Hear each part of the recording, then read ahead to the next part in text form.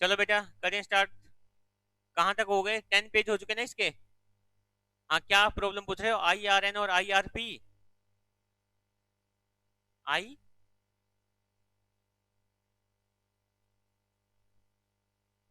Invoice reference number तो ये हो गया अभी जब हम लोग इनवॉइस जनरेट करते हैं ना, तो वहां पर हमारे पास में एक रेफरेंस नंबर आएगा जिसको हम लोग बोलेंगे IRN। अब इसके अलावा और क्या पूछ रहे हो तुम? इनवॉइस नंबर, बिल नंबर बेटा, बिल नंबर। जब बिल कंप्लीट जनरेट हो जाएगा तो बिल नंबर आता है।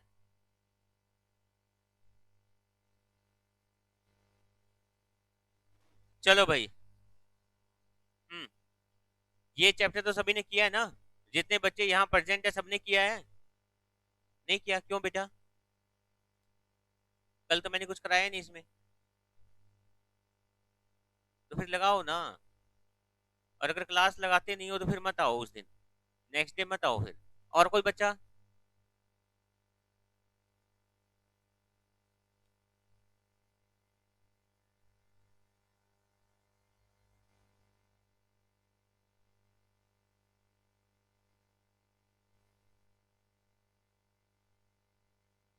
ये बोला गया है अभी जहां पर भी हम लोग 200 रुपए से कम की कोई आइटम सेल कर रहे हैं, या फिर 200 रुपए से कम की अगर हम लोग कोई सर्विस दे रहे हैं, तो उस केस में मुझे यहाँ पर टैक्स इनवॉइस की रिक्वायरमेंट नहीं है, मैं बिल ऑफ सप्लाई इश्यू कर सकता हूँ।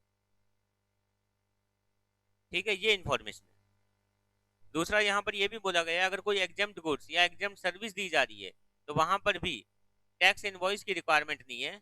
हम लोग वहां पर काम चला सकते हैं किससे? बिल ऑफ सप्लाई से।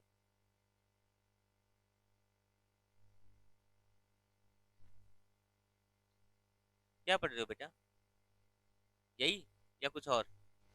अच्छा।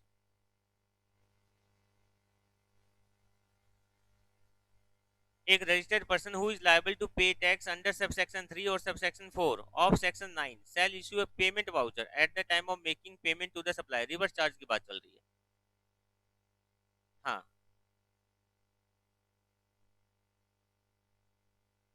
8.6 पेज पर।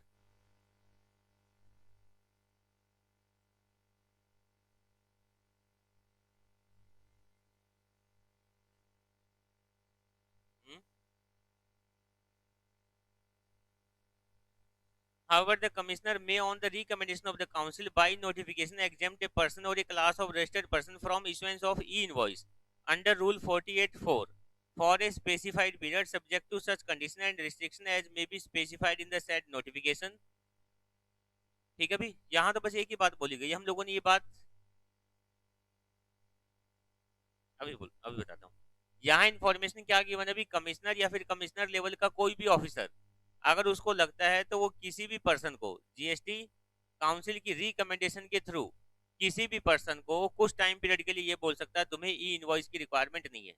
बिल्कुल भी एग्जेम्प्ट कर सकता है, या फिर कुछ टाइम पीरियड के लिए बोल सकता है तुम्हें ई इनवॉइस की रिक्वायरमेंट नहीं है। आगे क्या बोला अभी? Every invoice issued by above person in any manner other than the manner specified in rule 48(4) shall not be treated as an invoice where e-invoicing is applicable there is no need of issuing invoices copies in triplicate and duplicate। ये last वाली line तो अलग ही है, इसमें तो क्या लिखा गया है? जहां तुम ई इनवॉइस बनाते हो वहां डुप्लीकेट और ट्रिप्लीकेट कॉपी की रिक्वायरमेंट नहीं है।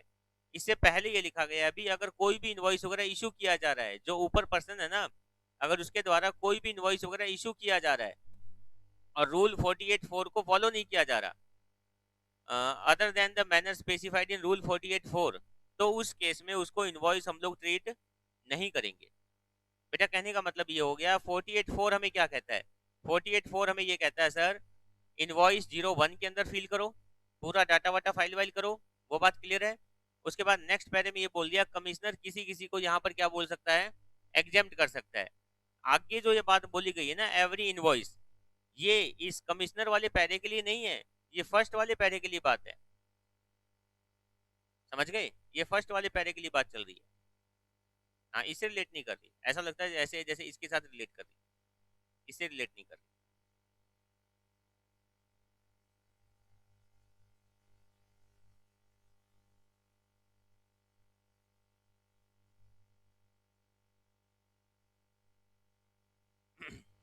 पूछना स्टार्ट करूं भाई? चलो बेटा। क्या नाम है तुम्हारा? Last one. हाँ,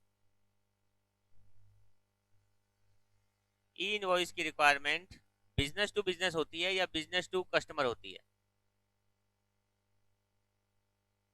बिजनेस टू दोनों में होती है। Okay, next. यही क्वेश्चन।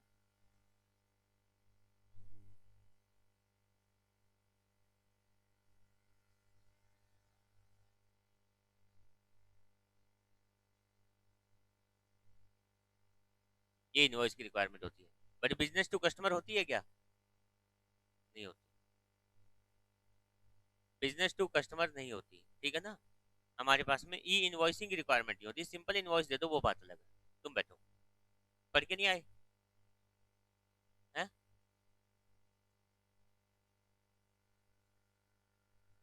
ई इनवॉइस के एडवांटेज क्या होंगे सचिन?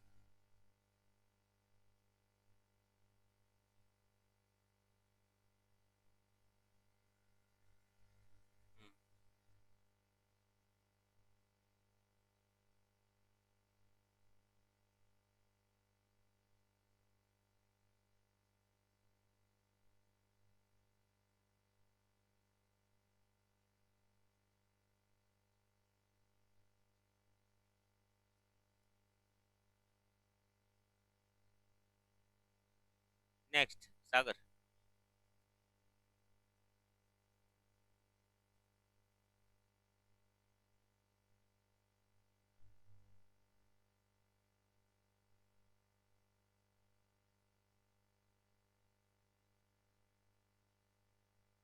यानी ई इनवॉइस के अंदर सर अगर हम लोग एक जगह डाटा अपलोड कर देते हैं सब जगह डाटा चला जाएगा, ठीक है, ये बात तो ठीक है। और ये तो इसने बता दिया, इसने ये बता दिया भी मैनुअली हमें डाटा रखने की जरूरत नहीं है, अगर इलेक्ट्रॉनिकली अगर हमारे पास डाटा है तो वो सब जगह सेफ रहेगा।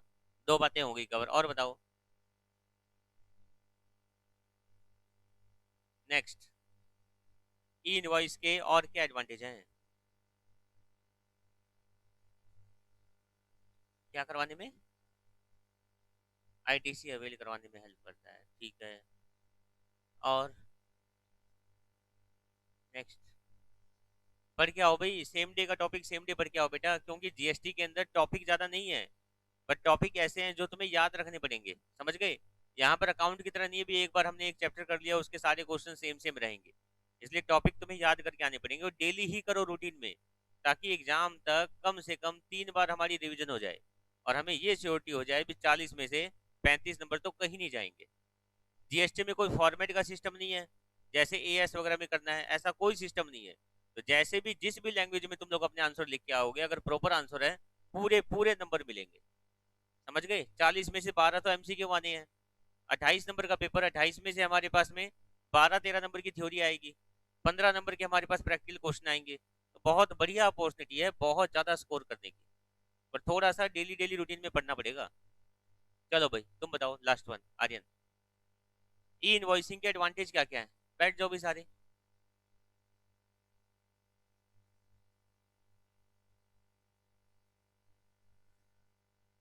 हाँ ये चीज भी बोलो ना भाई, जितने भी हमारे पास एरर के चांसेस हैं वो कम हो जाएंगे, बिकॉज एक ही डाटा को अगर मैं रिपीट करता जाऊंगा तो एरर होने के चांसेस ज्यादा हैं। और ई वे बिल जनरेट होने में हेल्प मिलेगी, बहुत बढ़िया। और ये फ्यूचर के लिए रेफरेंस के लिए अवेलेबल होगा, यानी फ्यूचर के लिए अगर अगर हमें कहीं प्रूफ की जरूरत होगी तो ये हमारे पास अवेलेबल होगा। सर यहाँ पर डुप्लीकेट ट्रिप्लीकेट कॉपी वगैरह यूज करने की रिक्वायरमेंट नहीं है सर, यहाँ पर स्टाफ की रिक्वायरमेंट कम होगी, हमारा पैसा भी बचेगा टाइम भी बचेगा। चलो बैठो, पढ़ के नहीं आते हो भाई ये बात तो पक्का पक्का है, सिर्फ आगे बातें मारते हो। चलो कहाँ तक हो गया?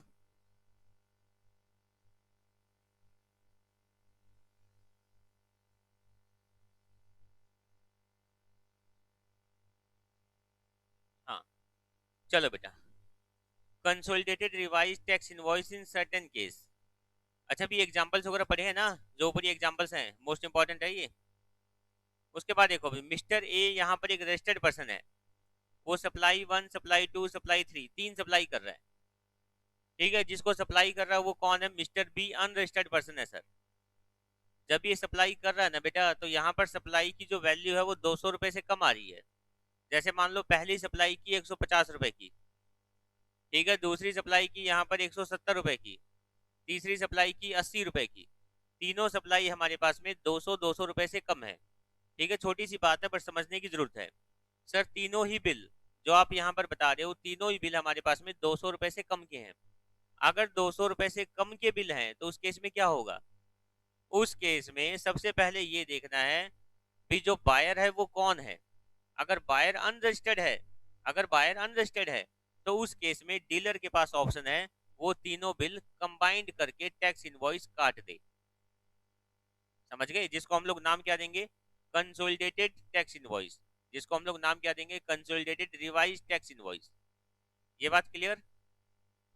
अब बेटा अगर मैं ये कहता भी जो ये मिस्टर बी है ये रजिस्टर्ड पर्सन है, अगर मैं ये कहता ये रजिस्टर्ड पर्सन है, तो उस केस में क्या होता?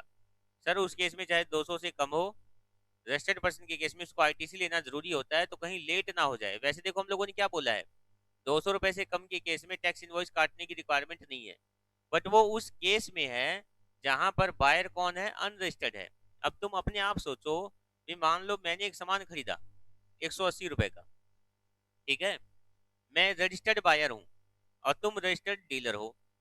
180 के ऊपर मान लो 10% का जीएसटी लग गया, 5% का लग गया 9 रुपए का। अब बताओ, तुम मुझे कह रहे हो सर 180 का खरीद रहे हो, क्या आपको टैक्स इनवॉइस दूं? चाहिए क्या? मैं कहा बिल्कुल चाहिए भाई, 9 रुपए का आईटीसी लूंगा, जीएसटी डिपार्टमेंट में जाऊंगा, यहाँ से सीधे सीधे कहूंगा 9 रुपए दो वापिस। बताओ लूंगा नहीं लूंगा? 9 रुपए लूंगा ना वापिस। तो कहने का मतलब मुझे चाहिए चाहिए। अगर अनरजिस्टर्ड डीलर कहीं पर ये कंडीशन लगा देता है भी मुझे भी टैक्स इनवॉइस चाहिए, तो क्या हमें उसको देना होगा?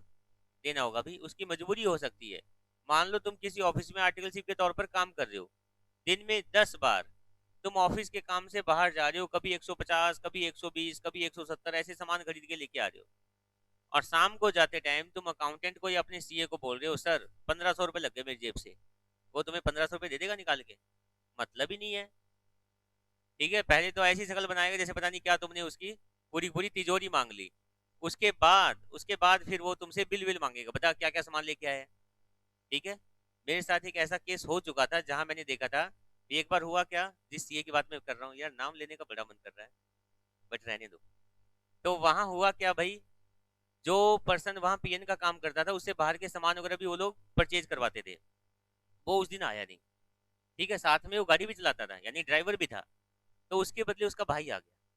ठीक है, तो वो बड़ा गुस्से वाला, उसको पहली बार वो कभी आया ऐसे ऑफिस ऑफिस में, उसको पता ही नहीं, उसको जस्ट ये पता था भी एक हेल्दी से सीए को यहाँ से घर ले जाना है, घर से ऑफिस ले जाना है, उसको नहीं पता था ये यहाँ पे काम भी करवाते हैं। तो वो आके बैठ गया। पहली बात तो उसके बैठने की स्टाइल से सीए वैसे चिढ़ गया, ऐसे बैठा है जैसे पता नहीं रिलैक्स मोड के अंदर। तो उसने सामान वगैरह दिया उसको कुछ लेके आने के लिए, और जो अकाउंटेंट था उसने 20 रुपए दे दिए, और वही सामान प्रीवियस डे 12 रुपए में लेके आया होगा उनका ही कोई स्टाफ। भाई वो किसी नई दुकान पे चला गया, उसने जाके बताया नहीं कि उस सीए के ऑफिस से आया हूँ। उसने 15 रुपए पता नहीं 20 रुपए काट लिए। आते ही जो उसको सुनाया है, ठीक है, पहले तो अकाउंटेंट को, जब ये नया था तूने इसको 20 रुपए दिए ही क्यों? तुझे पता है ये कम 12 में होना था, तो इसको तूने 20 रुपए दिए ही क्यों? क्या गारंटी 8 रुपए वापस देगा ये तुझे? ठीक है, फिर उसके बाद में अगर 12 रुपए में काम नहीं होता वापिस आता ही है, वापिस आता कौन से इसके पैर टूट जाते, फिर ये पूछ के जाता, फिर तू इसको बताता अभी सर का नाम लो वो 12 रुपए में कर देगा ये काम। ठीक है, इतनी सारी बातें सुनी उसके बाद उसको गुस्सा इतना आ रहा था, वो कह रहा था इतनी मतलब इसके अंदर 12 रुपए 8 रुपए की वो भूख है, मैं दे दूं इससे अच्छा तो। ठीक है, फिर हमने उसको समझाया भाई ये सिर्फ हमारे साथ ही ऐसा नहीं करता है, ये अपने बच्चे के साथ भी ऐसा करता है। ठीक है, अभी तो उनके बच्चे की मैरिज हो गई, जिसका नाम डब्बू डब्बू था, बच्चे का नाम बताने में कोई इश्यू नहीं है। ठीक है, वो बेचारा कभी कभी इंजॉय करने बड़ी मुश्किल से गलती से ऑफिस आ जाता भाई। ठीक है, तो एक बार मैंने देखा जैसे ही वो ऑफिस आया अकाउंटेंट उसके ऊपर चिल्लाता है और कहता है ये सारी फाइलें हैं, इसको तू स्टेपल कर या इसके अंदर जो भी कागज वगैरह उनको सही अरेंज कर। मैंने कहा यार तू ऐसे कैसे बोल रहा है, ये तो सर का लड़का है।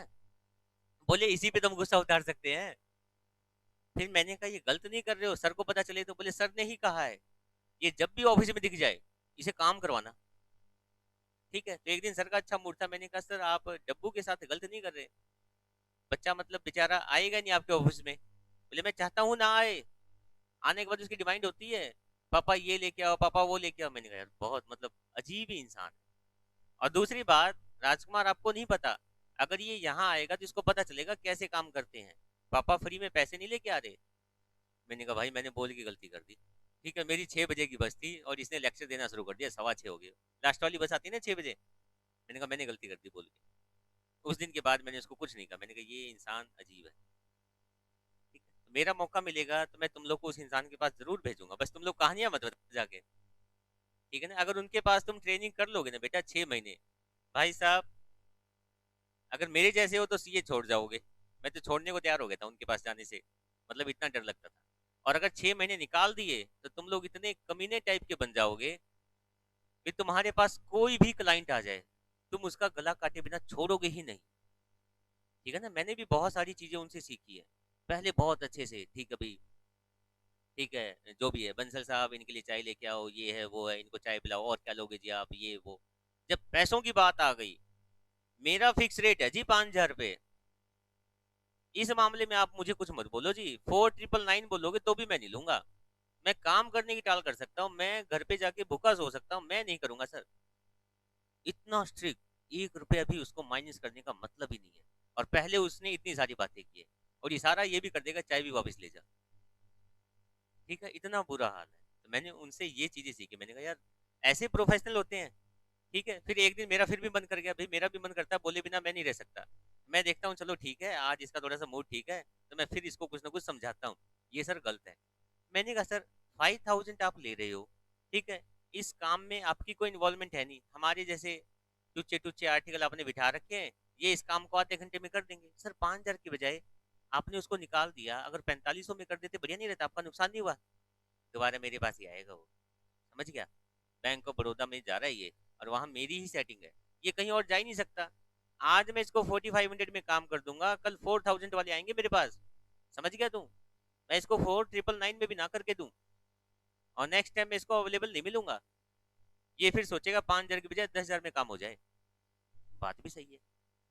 क्लाइंट तुम्हारी वैल्यू वहीं करता है जहां तुम उसका गला अच्छे से काटते हो, और जहां तुम थोड़ी सी लिबर्टी दिखाते हो ना, कोई दिक्कत नहीं जी, दे जाना जो आपका मन करे। भाई उसकी फीस कभी आई नहीं, मेरे साथ भी ऐसा बहुत बार हुआ है। स्टार्टिंग में मैंने भी आदमपुर में ऐसा किया था, अरे सर जो आपका मन करे दे जाना, कभी नहीं आई फीस, आज तक बननी पड़ी है। ठीक है, और जिनको पहले बोल दिया पेमेंट कर जाओ जी काम पहले हो जाएगा, मेरी तो हैबिट हो गई है, पेमेंट कर जाओ काम आपका पहले हो जाएगा। तब कह रहा हूँ भाई ऐसे सीए के पास जरूर ट्रेनिंग लेना। ठीक है ना, नहीं भी मतलब जब तक सीए बने हो तब तक भी तुम लोग सीए बन जाओगे। ठीक है, मिलवाऊंगा कभी, बस कंडीशन यही है, तुम लोग हाँ ये नहीं बताओगे भी हमारे राजकुमार सर आपको बड़ा याद करते हैं। बेटा अभी अभी मैंने क्या कंसेप्ट समझाया? तारीफ की ना, हाँ तारीफ की, चलो भाई। चलो भाई, तो यहाँ पर इस केस में क्या करना है, अभी मिस्टर ए जो रजिस्टर्ड पर्सन है, अगर मिस्टर बी अनरजिस्टर्ड पर्सन को कहीं पर भी सेल वेल कर रहा है, 2-3 सप्लाई होगी, तो उस केस में क्या करोगे? अगर वो 200 से कम प्राइस के अमाउंट है तो हम लोग उसको कंबाइंड कर देंगे, हम लोग उसको कंसोलिडेटेड कर देंगे। क्या क्या डाटा होगा भाई? डाटा सारा का सारा वही चलेगा हमारे पास, डाटा के अंदर कोई डिफरेंस नहीं आएगा। एक टॉपिक और जो ऊपर का ये अभी तक चल रहा है, अगर जो भी सप्लाई वगैरह की गई है उसमें जो grant of certificate of registration मिला है, और जो इफेक्टिव डेट ऑफ रजिस्ट्रेशन है जो हम लोगों ने परसों किया था टॉपिक, वहां पर भी अगर कोई डिफरेंस आता है तो मुझे क्या करना होगा, टैक्स इनवॉइस को रिवाइज करना होगा। टॉपिक किया था ना, जैसे मान लो तुम लोग 1 जून को यहाँ पर क्या कर रहे हो, काम करना स्टार्ट कर रहे हो, तुम लाइबल हो गए 15 जून को। ठीक है, लाइबल होने के बाद अगर तुमने 30 दिन के अंदर अंदर रजिस्ट्रेशन करवा लिया तो तुम्हारी इफेक्टिव डेट क्या मानी जाएगी, 15 जून। बट जो तुम्हें सर्टिफिकेट मिला है, अगर मान लो वो मिला है 12 अगस्त को, तो उस केस में क्या होगा, 12 अगस्त से आगे तुम्हें 30 दिन मिलेंगे रिवाइज करने के लिए। और जब तुम रिवाइज करोगे तो उसमें क्या क्या चीजें होंगी सर, वही वही पुरानी बातें जो हम लोगों ने पहले की हैं। क्या क्या बातें, नेम एड्रेस या फिर जीएसटी नंबर। ठीक है, सीरियल नंबर वही 16 डिजिट से ज्यादा नहीं होना चाहिए। वही date of issue, name address buyer का, अगर रजिस्टर्ड है तो, अगर रजिस्टर्ड नहीं है तो कोई जरूरी नहीं है, देखना होगा कि तुम्हारे पास में कितनी अमाउंट की सप्लाई हो रही है। सब कुछ सेम टू सेम चलेगा। क्लियर?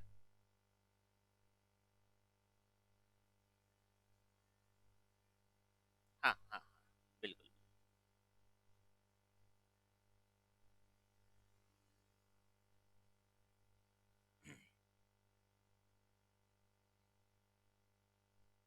ये वाली लाइन पढ़ो भाई। However, in case of interstate supply, a consolidated revised tax invoice can not be issued in respect of all unregistered recipients if the value of his supply exceed rupees 2,50,000। अगर interstate supply है तो जो हम लोग consolidated revise tax invoice बनाते हैं ये issue नहीं कर सकते in respect of all unregistered recipients if the value of A supply exceed rupees 250।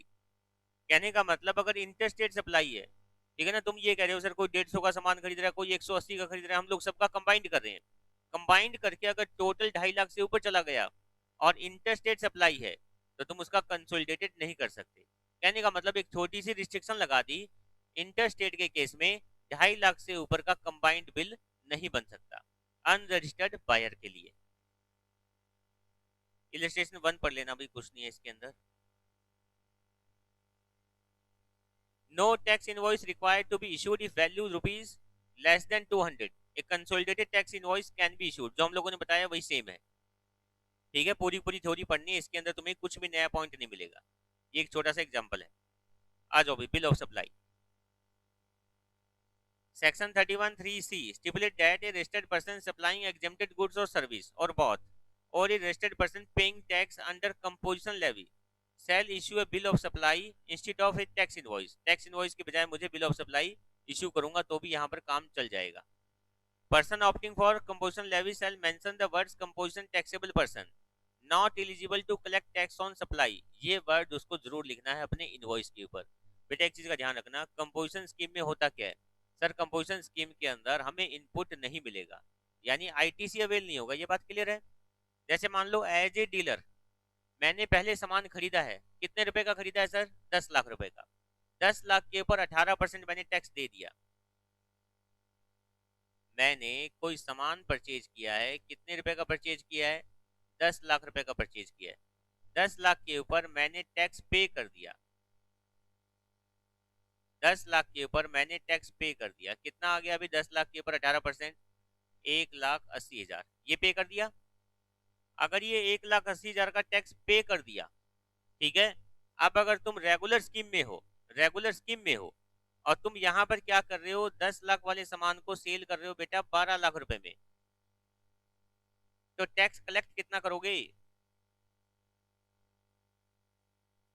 Tax collect कितना करोगे अगर 18% चल रहा है तो बताओ। 12 लाख के ऊपर 18% बेटा 144 कैसे आएगा, 180 तो पहले आ रहा है 10 लाख के ऊपर। 2,16,000, 2,16,000 आ गया सर। नेट पेमेंट जो हम लोग गवर्नमेंट को कर देंगे, नेट पेमेंट जो हम लोग गवर्नमेंट को कर देंगे भाई वो आ जाएगी 36,000 रुपए। यही बात है भाई। अगर यही कंपोजिशन स्कीम होती तो क्या होता सर, 180 हम लोग पे कर चुके हैं, ठीक है। सेल के ऊपर मुझे कलेक्ट कुछ भी नहीं करना, सेल के ऊपर मुझे कलेक्ट कुछ भी नहीं करना। क्यों नहीं करना, क्योंकि कंपोजिशन स्कीम के अंदर कस्टमर से, क्लाइंट से हम लोग कोई भी जीएसटी नहीं ले सकते। ये बात क्लियर, हम लोग कस्टमर या क्लाइंट से कोई भी जीएसटी नहीं ले सकते, बट हमें गवर्नमेंट को देना पड़ेगा। गवर्नमेंट को देंगे बिल्कुल लो रेट से, बिल्कुल कम रेट से, और वो रेट जनरली क्या अप्लीकेबल होती है, 1%। तो निकालो बेटा 1% कितना आएगा, 12,000। ये गवर्नमेंट को तुम्हें 12,000 रुपए देने, ये यहाँ सिस्टम होता है, समझ गए। बताओ भी क्या 180 का तुम्हें कोई बेनिफिट मिलेगा, जो तुम 180 पे कर चुके हो ऑलरेडी, अब क्या इसका कोई बेनिफिट मिलेगा, नहीं सर इसका कोई बेनिफिट नहीं मिलेगा, बात खत्म। उसके बाद में सर यहाँ पर जो 180 तो हमने दे ही रखा है, अब हमें 12,000 और देने पड़ेंगे। ये बात क्लियर है। जो हमसे सामान खरीद के लेके जा रहा है क्या उसको इनपुट मिलेगा, सर उसने टैक्स नहीं दिया। बाई चांस डीलर ने धोखे से अगर टैक्स ले भी लिया तो भी क्या उसको इनपुट मिलेगा, इनपुट टैक्स क्रेडिट मिलेगा, नहीं मिलेगा। ये बात क्लियर है भाई। तो यहाँ पर जब भी तुम कंपोजिशन स्कीम में हो तुम्हें दो काम करने होंगे, एक तो अपने बोर्ड पे लिखाओ, जहां तुमने जीएसटी नंबर लिखा है ना वहीं पर तुम ये भी लिखो हम कंपोजिशन स्कीम में है, ये बात लिखो अपने बोर्ड के ऊपर, ये बात लिखो हम कंपोजिशन स्कीम में है। दूसरा, जब तुम टैक्स इनवॉइस काटोगे तो उस टैक्स इनवॉइस के ऊपर भी लिखो कंपोजिशन स्कीम में है और बायर को आईटीसी नहीं मिलेगा। हमसे जो भी सामान खरीदेगा उसको आईटीसी नहीं मिलेगा, समझ गए? ये चीज टैक्स इनवॉइस में लिखी हुई होनी चाहिए।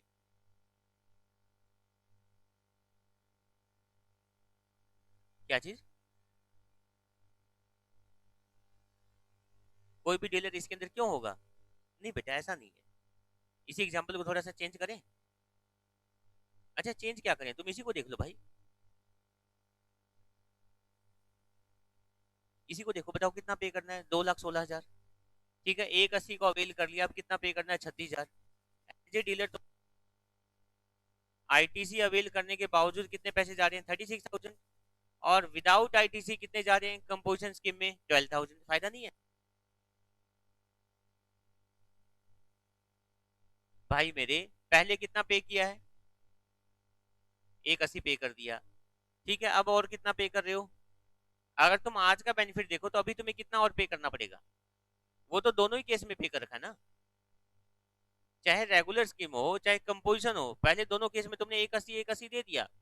अगर तुम रेगुलर में हो तो अब तुम्हें 36,000 और देने हैं, और अगर तुम कंपोजिशन में हो तब तुम्हें कितने और देने हैं, 12,000 और देने हैं। तो कंपोजिशन में फायदा है ना। बट बहुत सारी सिचुएशन ऐसी भी आएगी जहां रेगुलर में फायदा होगा। ठीक है, तो वो अब हमें ऐसे नहीं देखना कि सर यहाँ पर इसी में फायदा होगा, ऐसा कुछ नहीं है।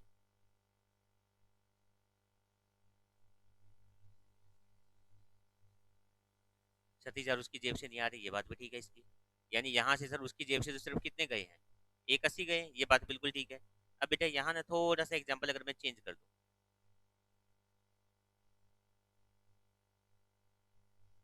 परचेज 10 लाख की हो गई, सेल कर दी तुमने 10,20,000 में।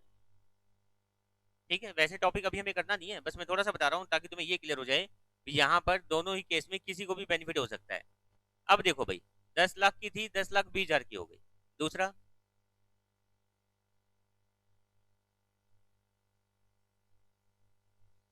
10 लाख की परचेज थी, सेल हो गई 18 लाख की।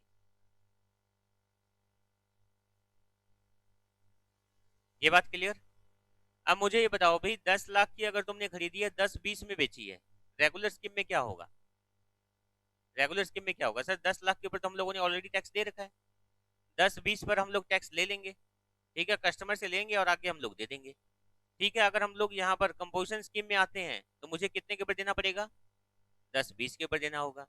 अगर हम लोग परचेज 10 लाख की कर रहे हैं और सेल 18 लाख की कर रहे हैं, अब बताओ भी, कंपोजिशन स्कीम में मुझे कितने के ऊपर देना होगा, 18 लाख के ऊपर देना होगा। अब बेटा यहाँ परसेंटेज भी चेक करनी होगी, 18% है, 28% भी हो सकता है, 5% भी हो सकता है। तो बहुत सारे ऑप्शन ऐसे होंगे जहां तुम्हें ये लगेगा कंपोजिशन स्कीम बेनिफिशियल है, और बहुत सारे केस ऐसे होंगे जहां तुम्हें क्या लगेगा, रेगुलर स्कीम बेनिफिशियल है। ठीक है ना, वो टॉपिक अभी हम लोग यहाँ नहीं करेंगे। क्लियर? हाँ, बट ये बात तुम्हारी ठीक है सर, जो नेट पेमेंट जा रही है वो तो उसकी जेब से नहीं जा रही। अब नेक्स्ट टॉपिक ये आता है भी, अगर बिल ऑफ सप्लाई इश्यू कर रहे हो, अगर तुम बिल ऑफ सप्लाई इश्यू कर रहे हो, बिल ऑफ सप्लाई में क्या क्या डाटा होगा, वही इंफॉर्मेशन जो हम लोग पहले कर चुके हैं, name, address, GST number, serial number, date of issue, name, address, GST number, registered buyer है तो एचएसएन कोड है, डिस्क्रिप्शन है, वैल्यू ऑफ सप्लाई है। बस बिल ऑफ सप्लाई में क्या नहीं आएगा सर, बिल ऑफ सप्लाई के अंदर जीएसटी की रेट, जीएसटी की अमाउंट, वो चीजें नहीं आती। जीएसटी की रेट, जीएसटी की अमाउंट, वो चीजें नहीं आती, बाकी सब कुछ आएगा भाई। क्लियर? तो कहने का मतलब बार बार डाटा रिपीट हो रहा है और कुछ नहीं है।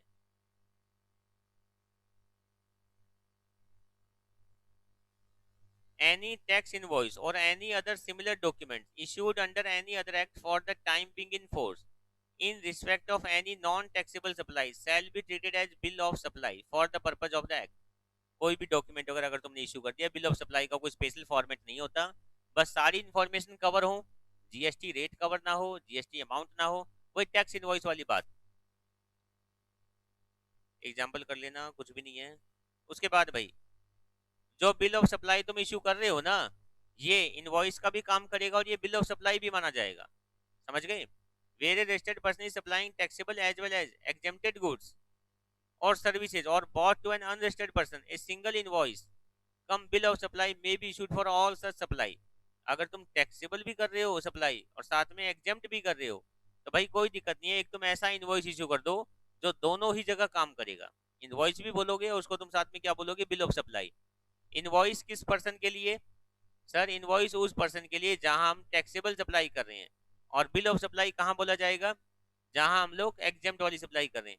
क्या सर एक ही फॉर्मेट दोनों के लिए काम कर जाएगा, कर जाएगा, बस जीएसटी रेट जीएसटी अमाउंट मत लिखना, कैश लगा देना, नॉट अप्लीकेबल लिख देना। समझ गए। चलो बेटा, मैं ये कह रहा हूँ, एक पर्सन है, एक डीलर है राम, ठीक है, ये यहाँ पर यहाँ पर अपने क्लाइंट को सामान बेच रहा है, कस्टमर को सामान बेच रहा है। यहाँ तो क्या है, यहाँ तो है सर टैक्सेबल गुड्स, ठीक है, और यहाँ क्या भेज रहा है, एग्जेम्प्ट गुड्स। क्लियर। अब बताओ भी क्या करेगा। सर इसने एक इनवॉइस का फॉर्मेट सा बना लिया, जब इसको भेज रहा है तो यहाँ पर जीएसटी रेट जीएसटी अमाउंट वो भी यहाँ पर शामिल होगी, और जब इसको भेज रहा है तो वो वाली चीजें यहाँ शामिल नहीं होगी, बाकी सब कुछ होगा। समझ गए। क्लियर। अब अगर मैं ये कह दूं ए को ही तुम टैक्सेबल गुड्स भी भेज रहे हो और ए को तुम यहाँ पर एग्जेम्प्ट वाली गुड्स भी भेज रहे हो, यानी दोनों ही चीजें बेच रहे हो, अब क्या करोगे, सर एक ही बिल बना दो, टैक्सेबल वाली आइटम का जब तुम डिस्क्रिप्शन यहाँ लिखोगे तो वहां जीएसटी की रेट और अमाउंट लिख देना, और जब इसका डिस्क्रिप्शन यहाँ लिखोगे तो जीएसटी की रेट और अमाउंट मत लिखना। तो ये एक टाइप से इनवॉइस भी हो गया और एक टाइप से बिल ऑफ सप्लाई भी हो गया। भाई ये एक कॉलम सा बना हुआ मिलेगा, समझ गए। इसमें यहाँ पर हेडिंग लिखी मिलेगी भी, यहाँ हमारे पास टैक्सेबल गुड्स हैं, तो यहाँ पर हमारे पास क्या है, एग्जेम्प्ट गुड्स हैं, उसमें कोई दिक्कत नहीं, उसी के अंदर लिख देंगे। कहने का मतलब एक ही इनवॉइस में काम चला देंगे, जिसको हम लोग इनवॉइस भी बोल देंगे और जिसको हम लोग बिल ऑफ सप्लाई भी बोल देंगे। रिसिप्ट वाउचर, अगर किसी को एडवांस पेमेंट वगैरह मिल जाए, पहले कर चुके ना रिसिप्ट वाउचर, दोबारा से बताने की जरूरत नहीं है, सेम फॉर्मेट सेम चीजें, कुछ भी अलग नहीं है। रिफंड वाउचर, अगर तुमने एडवांस पेमेंट ले ली, रिसिप्ट वाउचर दे दिया, सप्लाई नहीं की, तो टैक्स इनवॉइस नहीं जाएगा भाई, तो टैक्स इनवॉइस नहीं जाएगा, क्या जाएगा सर, रिफंड वाउचर जाएगा। समझ गए। सप्लायर ने एडवांस पेमेंट ले ली, सामने वाले को रिसिप्ट वाउचर दे दिया, उसके बाद में सप्लाई नहीं की, टैक्स इनवॉइस इशू नहीं करेंगे, अब वो क्या करेंगे, रिफंड वाउचर इशू कर देंगे। रिफंड वाउचर की डिटेल भी सेम है।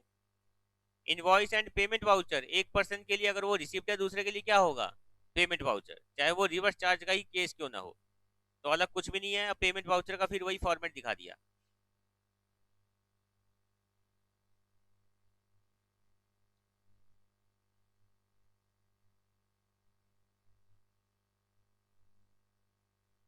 चलो यहां पर आओ बेटा, following suppliers may issue a tax invoice, following suppliers may issue a tax invoice, but they are also permitted to issue any other documents in lieu of tax invoice by whatever name called। अभी जो हम लोग discuss करेंगे, ये supplier tax invoice issue कर सकते हैं, कोई रिस्ट्रिक्शन नहीं है, बट इनको ये भी परमिशन है, टैक्स इनवॉइस की बजाय अगर तुम कोई और डॉक्यूमेंट इशू कर दो तो हम उसको भी टैक्स इनवॉइस मान लेंगे। ठीक है, कौन कौन सी है भाई, इंश्योरेंस कंपनी वाले, बैंकिंग कंपनी वाले, financial institution, non banking finance company.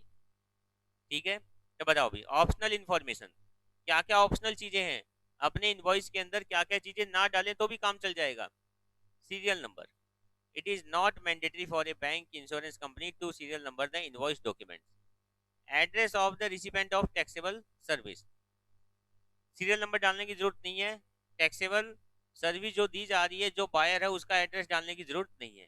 बेटा जो अभी तक हमने किया है ना, उसमें अभी एक टॉपिक आया है जो याद करने लायक है, बाकी सारी चीजें तो हमारे पास में जनरल टॉपिक चल रहे थे। समझ गए। अमन बेटा लाइव हो या चले गए, अगर लाइव हो तो बताओ क्लियर है यहाँ तक। मैंडेटरी इंफॉर्मेशन क्या होगी, other information other than serial number and address of recipient, तो सर बाकी तो हमें पता ही है। समझ गए। सिर्फ सीरियल नंबर और एड्रेस को छोड़कर बाकी सारी चीजें क्या है, इंपॉर्टेंट है, मैंडेटरी है, जिसको हमें डालना ही डालना है। अब देखो, a customer may avail numerous services from the bank insurance in given tax period. Such entity may issue a consolidated tax invoice, statements, advice, any other documents in lieu thereof by whatever name called, may be issued, made available physically, electronically for supply of services made during a month at the end of the month. कहने का मतलब भाई, अगर एक customer बहुत सारी service ले रहा है, ठीक है, बैंक वगैरह से, तो उस केस में वो कंसोलिडेटेड टैक्स इनवॉइस भी ले सकता है, स्टेटमेंट भी ले सकता है, या फिर कोई भी अदर डॉक्यूमेंट ले ले। तो ये बात तो यहाँ पर मेंशन कर दी गई ना, कोई जरूरी नहीं है टैक्स इनवॉइस, कुछ और भी अगर हो तो भी कोई दिक्कत नहीं है। ठीक है, तो उसी चीज को भी लोग यहाँ पर क्या कर रहे हैं, दोबारा से रिपीट करके बता रहे हैं। इस वाले पॉइंट के अंदर अलग कुछ भी नहीं है। ये लोग ये कह रहे हैं भी एक कस्टमर बहुत सारी सर्विस लेता है, किससे लेता है बहुत सारी सर्विस? बैंक हो गए, फाइनेंशियल इंस्टीट्यूशन हो गए। अगर उनसे तुम बहुत सारी सर्विस ले रहे हो ना, तो उस केस में क्या होगा बताओ? सर उस केस के अंदर ऐसा भी हो सकता है हम लोग 3-4 सर्विस का कंबाइंड एक टैक्स इनवॉइस बनवा लें, जिसको हम लोग क्या बोलते हैं, कंसोलिडेटेड टैक्स इनवॉइस।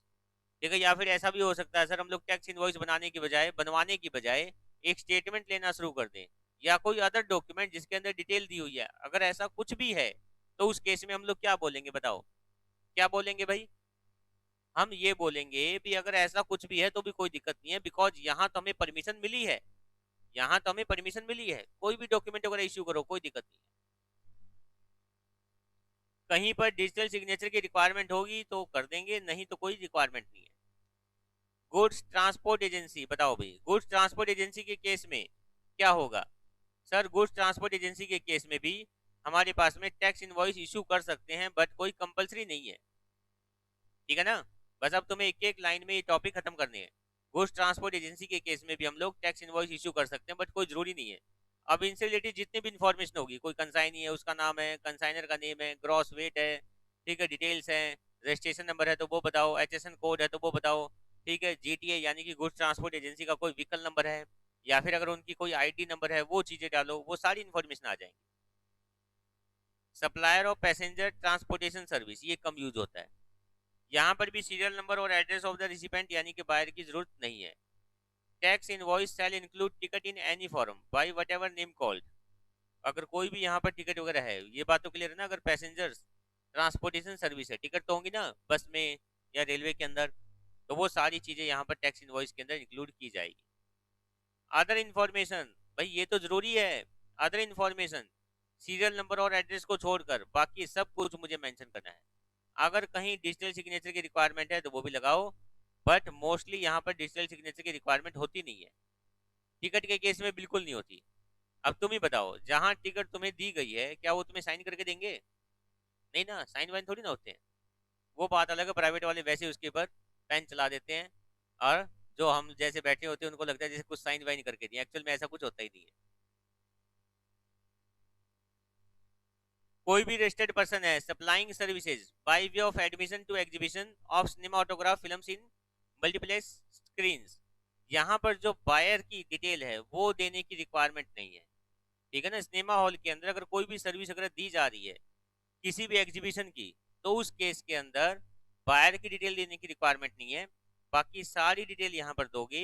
इलेक्ट्रॉनिकली अगर कोई टिकट वगैरह काटी जा रही है तो उसको हम लोग टैक्स इनवॉइस ही मानकर चलेंगे। ये मूवी के लिए अगर तुम जा रहे हो, वहां अगर कोई टिकट वगैरह काटी जा रही है तो उसको तुम लोग क्या मान के चलोगे? सर वो हमारे लिए क्या है? टैक्स इनवॉइस है। क्लियर? चलो बेटा आज यहीं तक करोगे। अब मुझे बता दो, कैश 3 बजे दोगे या अभी दोगे? अभी दोगे तो बेटा फिर अकाउंट वाला काम नहीं हो पाएगा। कोई नहीं सर। अच्छा, अच्छा, अभी एक चीज का ध्यान रखना, ये टेस्ट होने के बाद अब हम लोग दोबारा से सिलेबस की तरफ आएंगे। ठीक है ना? क्योंकि 3-4 दिन से टेस्ट टेस्ट की वजह से थोड़ा सा हमारा सिलेबस स्लो हो रहा है, बट अब हम लोग दोबारा से सिलेबस को खींचेंगे। तो अब दोबारा से तैयार हो जाओ ज्यादा ज्यादा काम करने के लिए, और भाई थोड़ा सा ना फिक्स कर लो अपना माइंड भी, अब हमें सिलेबस खींचना ही खींचना है, सारा काम करना है। नहीं आया कोई बच्चा तो वो ऐप ऐप पे क्लास व्लास लगा के आए। ठीक है? सागर, सचिन, बढ़िया है बेटा। चलो, चलो बेटा कोई डाउट है तो पूछो।